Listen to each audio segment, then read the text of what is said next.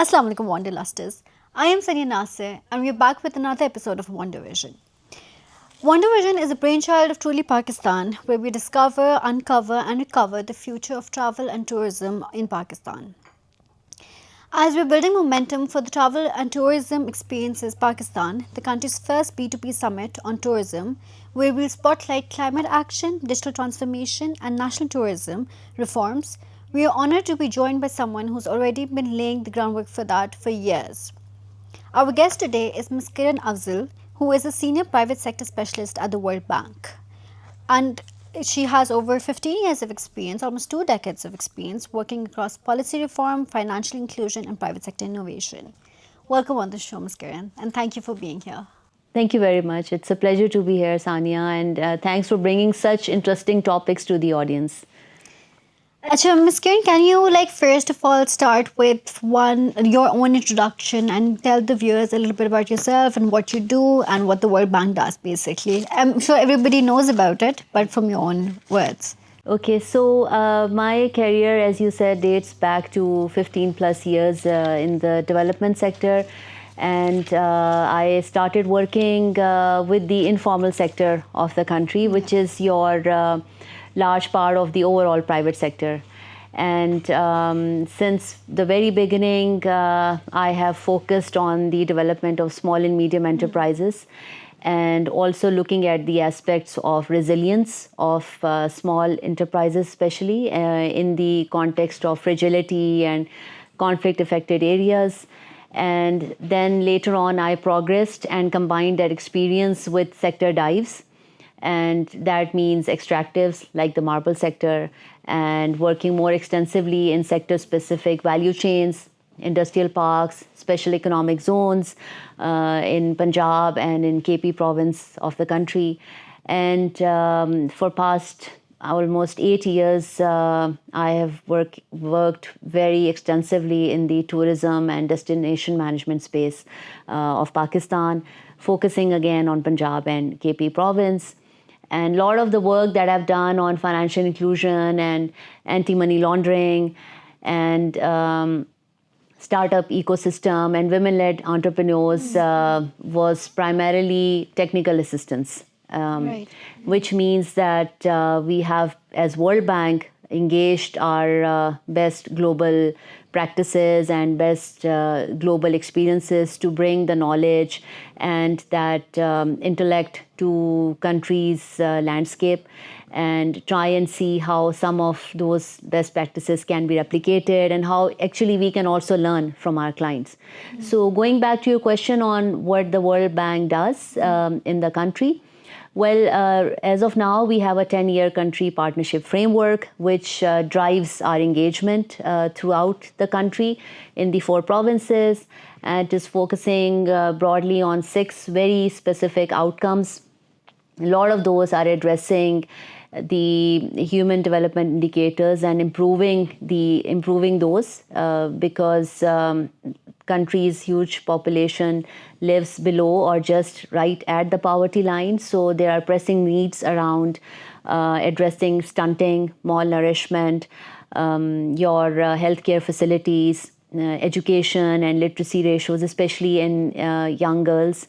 And then also trying to address the bottlenecks for that are impeding private sector investment flows to the productive sectors of the economy. So this is an overall framework that we are operating with. I come from the family of finance, competitiveness, and investments from within the World Bank Group. So a lot of the work that myself and other colleagues within the same team globally and in Pakistan do center around financial inclusion and startups, ecosystems, and women entrepreneurship.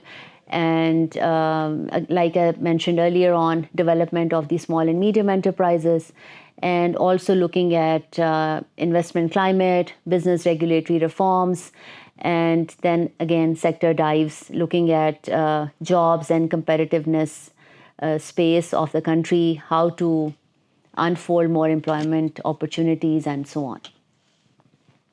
Right. So what drew you to focus on private sector development in Pakistan? So it has to be looked at as a function of two or three, I would say, challenges or opportunities. So, first of all, it is very important to see how one can improve the overall business environment, which eventually then becomes your enabler for the private sector investments. So, that is the first pillar, if you like, the policy and regulatory reforms.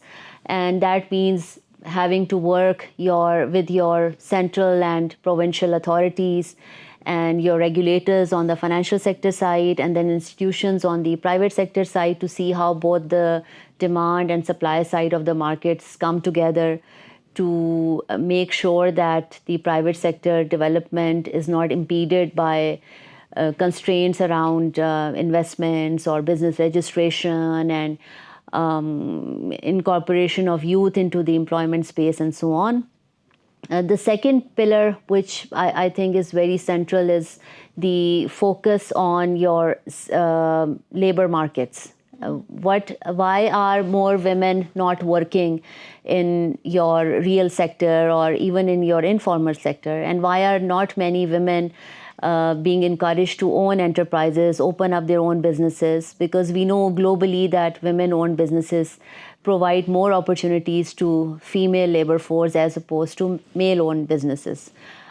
So that is another very strategic area where we work a lot as the World Bank.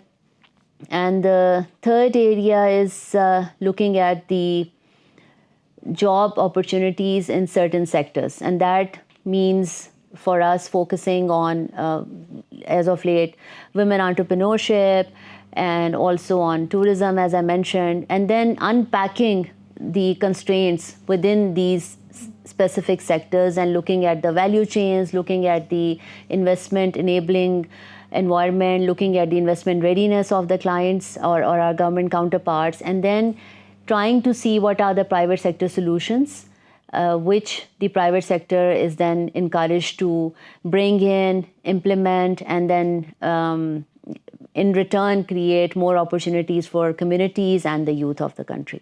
Right. You mentioned the labor market and female participation in the labor market.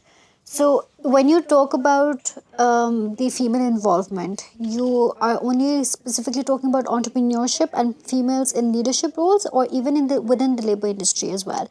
Because, like from what I mean, please correct me if I'm wrong. My understanding is that in the cottage industry, or especially in the textile industry, women are very heavily involved in that. Is that true, or is that So I was referring to both right? female labor force participation and women entrepreneurship. And overall, if you look at the female labor force participation for Pakistan, it is only 22%, Right. which is much lower than your regional comparators, be it Bangladesh or if you or if you even go towards East Asia. The numbers are they have evolved very rapidly. They started from very low base, and over time there are more women now working, and they have jobs which ensure quality and which ensure respectful workplace environment as well. So these are the factors which they have managed to bring in very successfully and get a lot of dividends out of that. So for Pakistan, there are problems or challenges at both ends. Yes, there is a lot of female labor force participation in your informal sector. Cottage industry also, because a lot of them also play within the informal space, and not all of them are registered. But the entrepreneurship space is also not growing as much as one would have hoped it to grow, and there are a lot of underlying factors for that, and which we can discuss later on in the conversation. But for us, it's important to look at both angles, because if you want to capture what women are doing as a workforce, then it's very important to make sure that they know about their rights as workers. And that will only happen when there will be more formality in the sector. The other thing that you will see a lot across the board in the country is the wage disparity. because for the same opportunities that are given to men and women in the private sector, both are making different kinds of money out of it, because by way of how the wages are structured. So that needs to be addressed, and that's where you need policy reform. That's where, as I said, you need formality, and that's where you need to create more awareness in women. And that also goes back to the point on the skills development, because if you skill women more, if you upskill them, then they'll be able to land better jobs, and jobs that ensure quality, jobs that are more inclusive, and jobs that entitle them to more privileges, as in maternity leave or childcare, secure transportation, and so on. And on the entrepreneurship side, this all begins from starting a business. How convenient it is for a woman to do a business in a country. Is the cost of doing business for a woman is higher than it is for a man to do a business? I would think so, yes, because there's a lot of opportunity cost also.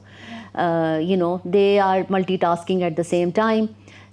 So it's not possible for them to balance so many aspects if certain privileges are not offered to them by the private sector itself, and if they are not able to receive the kind of hand-holding, financing, mentoring, coaching and training which other economies have able to extend to women entrepreneurs. And going back to the issue of informality, well, more or less there are 5 million small and medium enterprises across Pakistan, and of those only about 2 to 2.5 million are actually registered. So which shows you the number of high degree of informality. There are some figures that say about 3 million are registered. Even that is nowhere close to 5 million. And even the number 5 million has to still be verified, because an economic census needs to happen for the whole country, which will tell you the exact number of enterprises that are working in the private sector space. And of the registered enterprises, only 162,000 are owned by women. So there'll be a lot more unregistered enterprises owned by women, but these are the numbers that are available to us and that we have to work with. We will unpack this later on in the conversation, especially about the constraints about the women in the entrepreneurship space. But when we talk about tourism, how has the private sector's role in tourism evolved? So there are various metrics of looking at it. I would say it has evolved there's a lot of transformation that has happened. If even look at by this, if you even consider the time when the World Bank got engaged in the tourism sector of the country back in 2017, and look at the way everything has evolved, there has been a sea change. So first of all, there are more private sector investors now taking a stake in hospitality sector of the country, in the transport sector of the country, and also engaging in upskilling the labor to make sure that they address the gap on the skills side, which is even more pronounced in your specific sectors like hospitality and food and beverage, and going all the way up to manufacturing.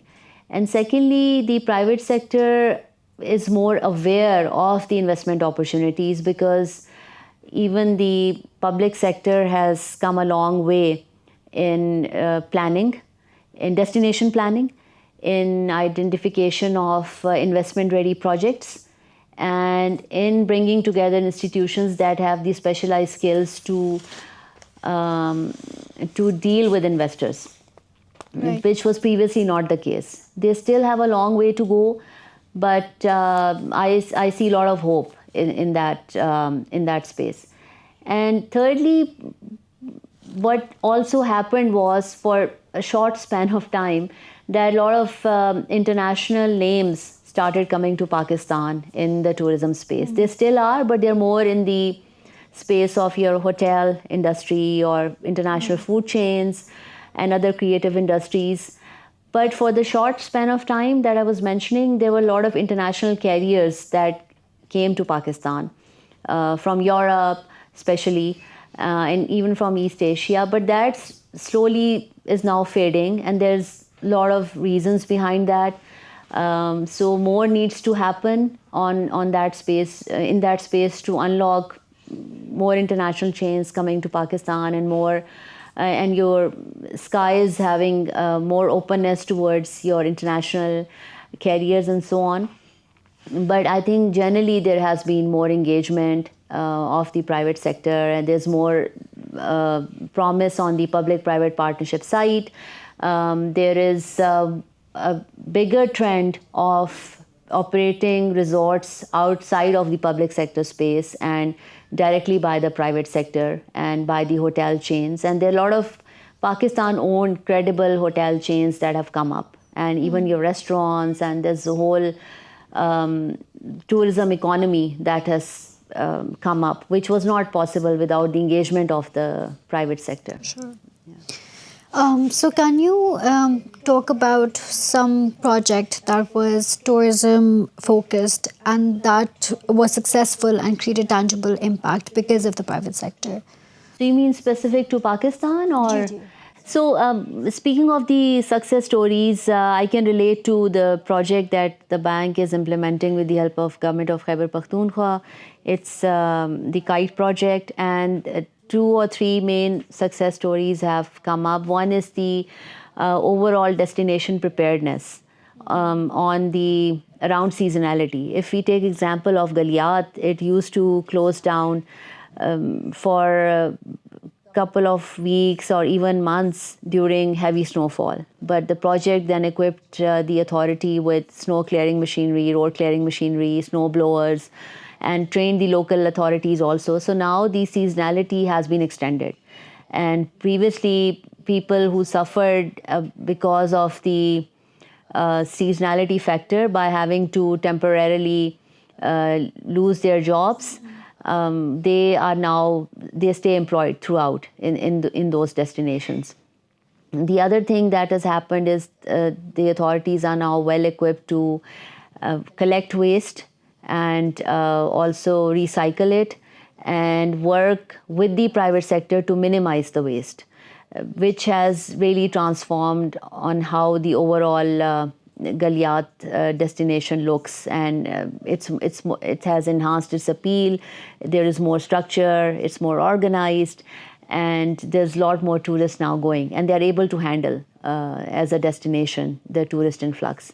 The other success story is that we conserved and showcased a lot of heritage sites across KP through the project. These include mosques in Sawat, and these include stupas, including Shapola Stupa, for example, in Khyber Agency. And these also include the museums in KP. And so linked to that is the night tourism, which is now happening a lot in Peshawar, because the project provided illumination to Peshawar Museum, Gorgatri, and a couple of other sites. And because of the extreme weather during the day, the sites now remain open at the night for night tours. And that's something which is really appreciated. It has created a whole new ambience in Peshawar. So our clients worked very hard to make all of that happen. And the third thing is that the project contributed a lot towards investment preparedness of the destinations, and it carried out feasibilities for integrated tourism zones, 4 of those across, again, KP province, which identified specific projects for investors, which is what investors need, right? So those were launched internationally in Dubai, and now the Culture and Tourism Authority of KP, together with other development partners, is taking those feasibilities forward and launching the zones one by one for private sector to express its interest and come in and invest and develop it and bring facilities for tourists. Because idea is to encourage alternate destinations now, instead of overburdening the existing sites that are more developed So three areas I can acknowledge the project for, and we must acknowledge our clients for this effort as well. That's very good to hear, especially about destination preparedness. I think that is so important, especially given how what's happening right now with the climate changes and how it's affecting the tourists going over there. So yeah, how can tourism be used as a tool to elevate women economically? You mentioned the issues with women in terms of entrepreneurship, but generally as well, how can tourism help even the people in those areas, in those tourist destinations? So globally, the travel and tourism sector jointly employs about 40% women in the workforce, if you look at the numbers. And if you visit East Asia, for example, you will see women involved in all along the value chain for travel and tourism. So there is huge potential for Pakistan to start doing that as well, because there are low entry barriers for labor force, including women and youth in travel and tourism industry.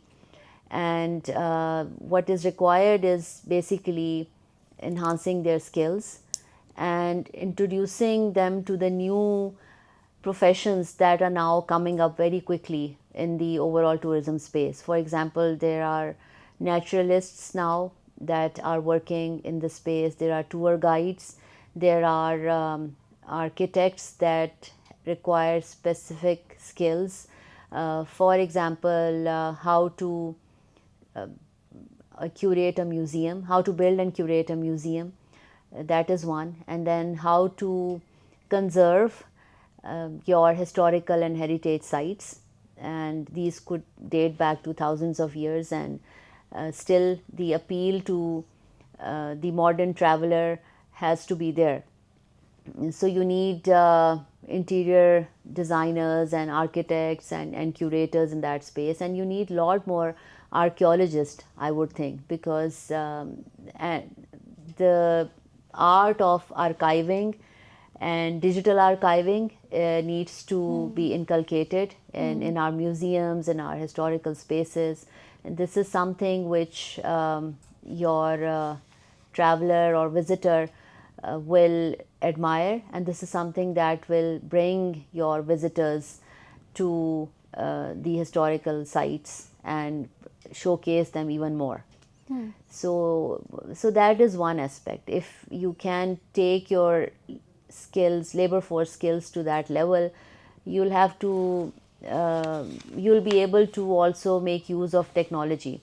Yes. And artificial intelligence and your digital platforms, and just change the overall landscape of tourism across the country. Because the number of visitors that your museums attract is quite low and disappointing compared to other economies, because people don't find the museums here probably attractive, or they don't think of that as a way to educate themselves about their history and about the evolution of heritage and culture, and also as a tool to know more about Pakistan as a center of interfaith harmony, and so on. And then you have your run of the mill professions where you can train more women and youth, and these are more towards the hospitality side, housekeeping, front desk management, hotel management, and culinary skills and presentations, and then the entire landscape around your creative industries, which has handicrafts, which has your moving arts, which has your artists and artisans, and so on.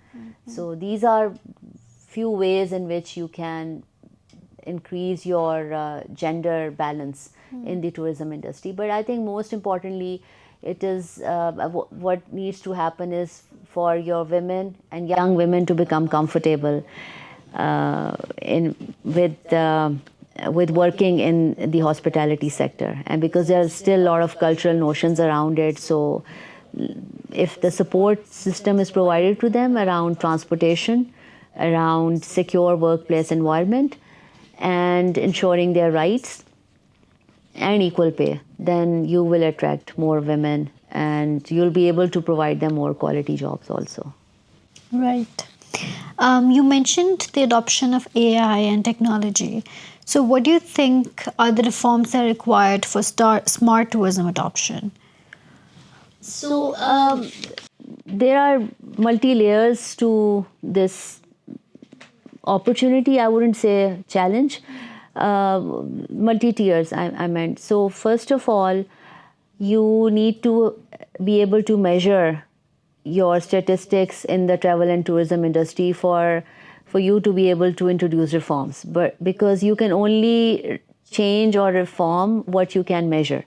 So there is still lack of information and accurate data in the industry, and which means what I mean is that you don't know for sure how many travelers are coming to Pakistan just for tourism. That is one, and which also means you don't know how much money they are spending during the stay. There are different numbers when you start looking, and when you start asking people, everybody will give you approximate numbers. So accuracy is very important.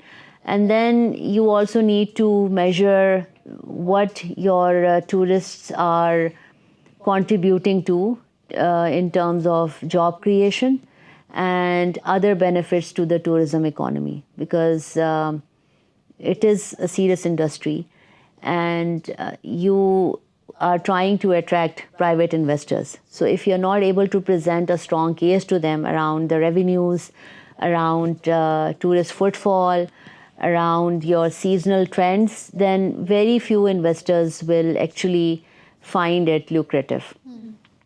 So that's very important. So that's one aspect of your data collection and digitization, or use of technology and artificial intelligence and other instruments. The other aspect of that is introducing introducing evolved tourism tools in the industry, and by that I mean digital archiving of museums. This is one initiative we took through our Punjab Tourism for Economic Growth project, together with the Lahore Museum and Taxila Museum, to see how to digitize the records and document things digitally and make them more accessible to visitors and to the management of the museum itself. So that activity has been completed, and we were able to digitally archive a sample of what was available to both museums, because they have lot of wealth of information which is not publicly available. So people are losing out. So that was the idea. So the other way of using digital tools is to provide better tourist facilities through electronic payments, through e-commerce, electrical e-platforms for bookings, booking hotels, and then keeping them more informed about the situation at a certain destination, hotel room availability, traffic situation, weather situation, and other queries that a certain traveler might have when starting the journey from home. And again, the KP Tourism Project has launched a 24/7 tourist information helpline, 1422, which you can dial from your mobile phone from anywhere in the country and be able to access latest information by speaking to one of the representatives, who will then tell you what a destination status looks like before you actually go all the way and find out that there is no hotel room available, or you get stuck in traffic, or you get caught by bad weather, and so on. So these are 2 or 3 ways in which you can bring technology and digital platforms and tools to the tourism space. And then the last aspect is the innovation, where a lot of virtual reality and artificial intelligence is being used to familiarize tourists with places that they would not otherwise think of traveling to. So that enhanced tourist experience is also possible through integration of technology, and that's where we worked a little bit with the startups and the ecosystem to see what are the potential avenues for innovative tourist experiences that Pakistan can bring by, showcasing its heritage sites, which are, located remotely and where people would not want to go without first knowing about them. So that we also piloted with the help of national incubation centers of, especially of Peshawar, Islamabad, and Karachi. How can we build a tourism sector which is resilient to future crises? So responsibility has various elements to it. It has to start with the tourists themselves. They need to travel responsibly, and by that we mean is that they need to pick after themselves when they go to tourist sites. Don't litter around, don't throw garbage, and respect the culture that they're visiting, the cultural sites, and be sensitive to the local context. So that's very important.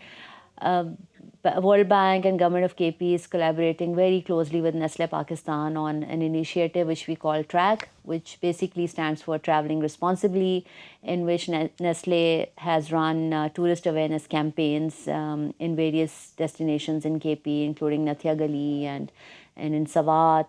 And they were able to train local community representatives, school teachers, and the youth, and also the private sector and local government in those areas with basic knowledge about waste minimization and also handling tourists. And they also gave out biodegradable bags, recyclable bags on the site. So they do this seasonally in collaboration with Government of KP, and that generated good response. The other aspect of responsibility is also ensuring that tourists travel comes with safety and comfort, and that means multiple things, like the roads should have the element of safety. The sites, local authorities should be equipped with technology and tools to make sure that sites are kept in a good shape.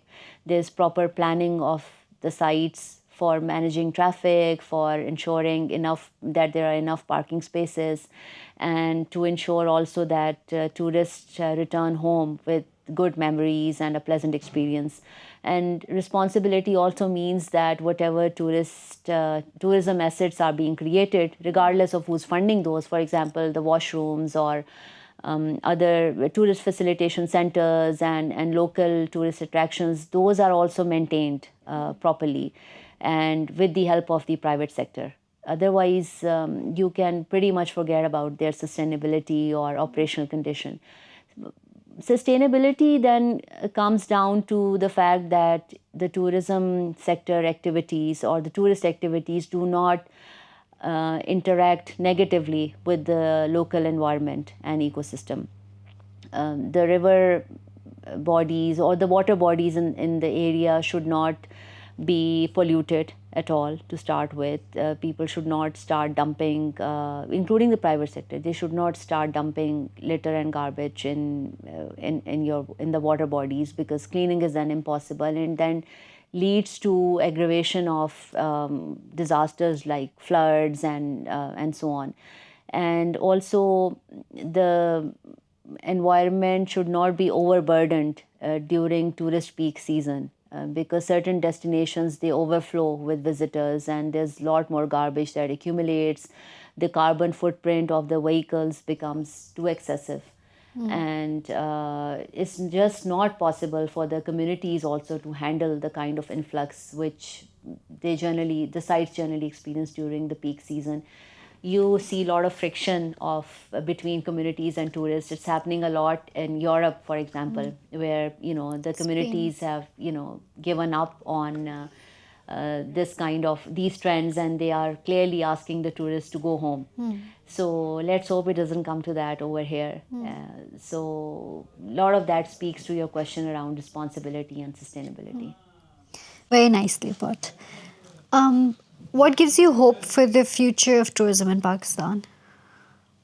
More and better jobs, a strong tourism economy that generates revenues, more private sector engagement, and world-class tourist facilities, resorts, restaurants, cafes, museums, and tourism as a tool to handle, to inform people about better disaster preventiveness. Very nicely put again. Thank you so much, Ms. Kiran, for being over here and being a guest at the show. It has been incredible talking to you, and it has been a very insightful conversation. Thank you so much for having me on the show. I had a good interaction. Thank you.